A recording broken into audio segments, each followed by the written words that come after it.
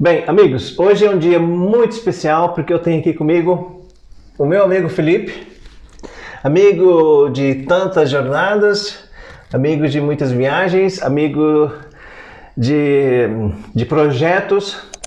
É com muito prazer que eu apresento para vocês Felipe da Silva. Olá, boa tarde.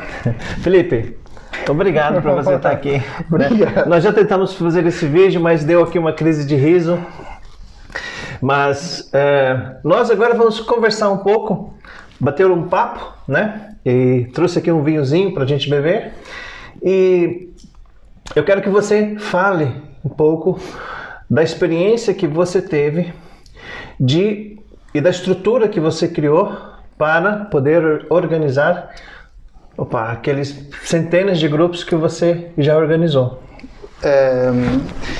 Sim, claro que isto, quando eu comecei, eu era um pioneiro, né? Na maneira de eu trabalhar, não era uma maneira muito profissional, era uma maneira mais desenrascada. Tá. Obrigado. Aqui. Vamos lá brindar esse momento. Nossa, saúde. Nossa.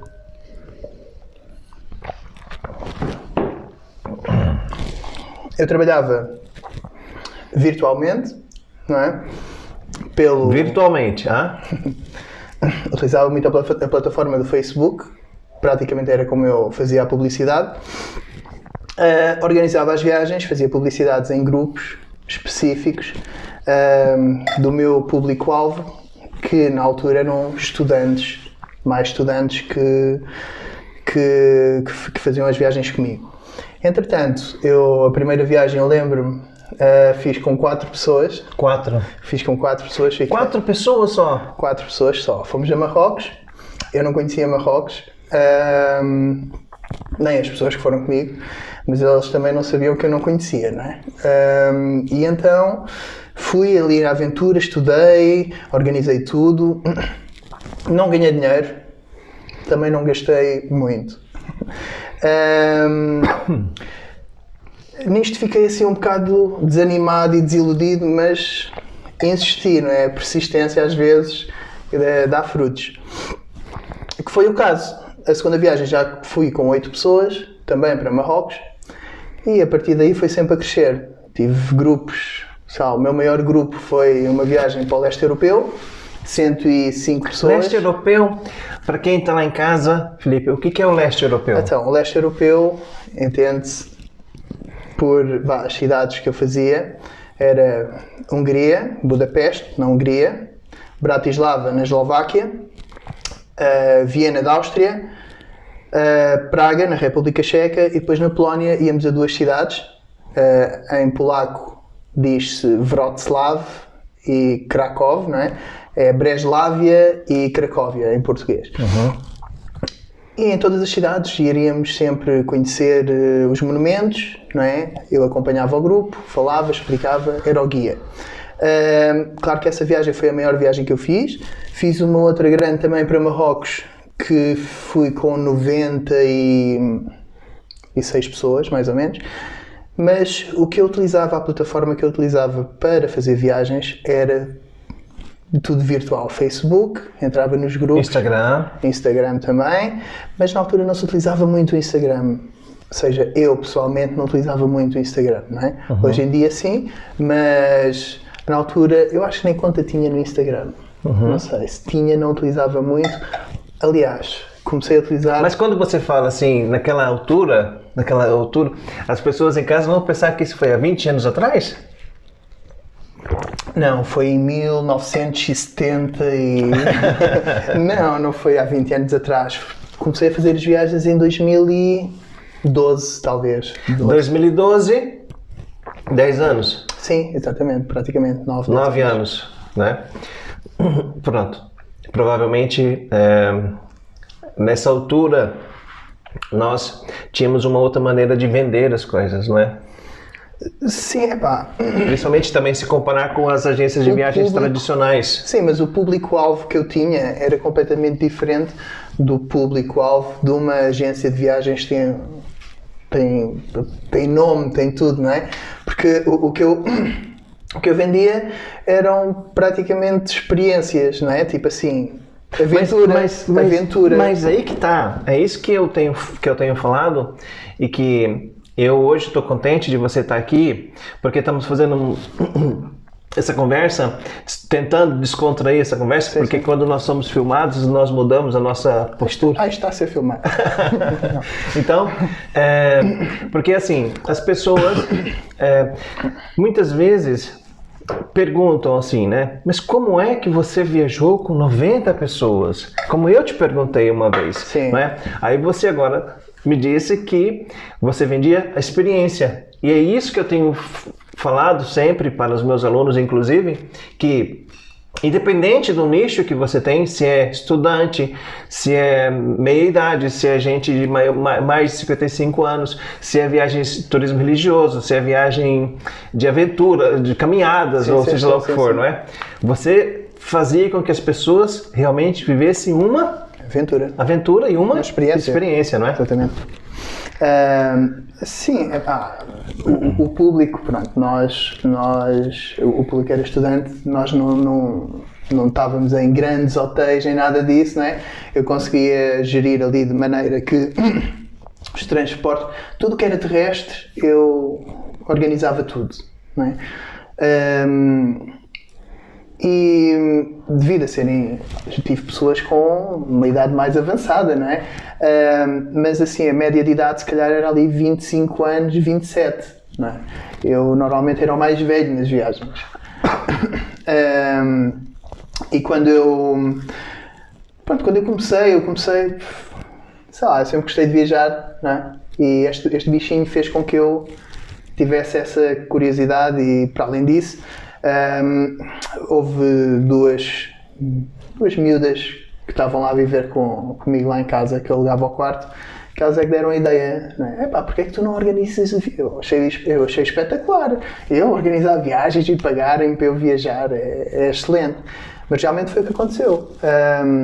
Claro que depois, com o tempo, não é? Eu só tinha aquele público-alvo, era impossível eu levar uma pessoa de mais idade ou um casal já com alguns anos, com filhos e tudo isso, não sabia como gerir, não sabia. Iria saber, não é? Mas só que não se enquadravam muito naquele tipo de viagem, não é? Daí depois, conheci-te e houve aquele contacto e aquela troca de experiência e... Para quem não sabe, não é? O Felipe, nós tínhamos a sorte, né? Vamos dizer assim, a sorte de se conhecer mais ou menos em 2015, né? Não, antes foi 2014. 2013? Sim. 2013, exatamente. E eu queria agora dizer para vocês aqui que estão vendo esse vídeo que até então eu sempre trabalhei para organizar grupos e ganhar algum dinheiro. Eu gostava de viajar, eu gostava de sair com meus grupos, eu gostava de conhecer novos lugares, mas havia sempre assim, um peso da responsabilidade muito grande que fazia com que eu não me divertisse, né? E depois acontecia uma coisa que era assim, quando eu lançava um tour, quando eu lançava um programa, eu era comparado. Então, se alguém vinha na minha agência comprar, elas diziam, olha, você tem essa viagem aqui por 100, mas fulano tem por 90. Poxa, exatamente. Né? Então, era muito difícil vender a viagem. E as pessoas perguntam, às vezes, como é que você conseguia fazer tantos grupos, não é? Sim. O que foi a chave que virou para que você pudesse escalar? Ou seja, não fazer só um grupinho esporadicamente, mas fazer tantos grupos como você fez. Olha, é assim, eu poderia dizer que 1001 coisas, mas acho que tudo vai acabar num certo ponto, né? Ou seja, tudo mudou quando nos conhecemos, quando trocámos ideias e quando tu me deste aquelas ideias de viagem. Porque eu só sabia só tinha a ideia de organizar viagens para aquele tipo de mercado. E quando nos conhecemos, trocámos as ideias, tu explicaste aquela plataforma, aquelas coisas todas, aquilo abriu-me horizontes e expandiu e fez com que eu conseguisse ter outro tipo de cliente e assim organizar viagens para também outros lugares, exatamente, né? Outros lugares. Então, o que é a parte interessante das pessoas que estão lá em casa e que estão, de alguma forma, ouvindo isso? Entender que até um certo momento é interessante, é engraçado, é uma boa experiência. Mas se você quiser dar um passo maior... Progredir, não é? Ou seja, tem que haver uma progressão, não é? Enquanto isso, uma pessoa está ali estagnada, não consegue evoluir, não é? Mas tu, para evoluires, às vezes tens que ter um acesso, ter a informação, coisa que eu não tinha. Okay. E aí vieste tu... Sim, mas é assim, o Felipe, gente, a minha forma de ver o Felipe de um guerreiro, uma pessoa que ele já fazia as coisas, ele já fazia viagens, como muitos de vocês já o fazem, não é? Só que houve a parte interessante de ele falar assim, olha, Luciano, eu quero aprender mais, e depois tornamos-nos sócios, inclusive. Foi. Não é? Foi. Por quê? Porque houve aqui um casamento perfeito e eu aprendi muito com o Felipe, não é? Porque, aliás, eu posso até dizer que nessa viagem que nós fizemos, em que eu fui desfrutar, eu pensava, mas por que nas minhas viagens eu não me divirto tanto, né? Sim, eu lembro-me disso. Então, foi Ait Ben Haddou, por exemplo, né?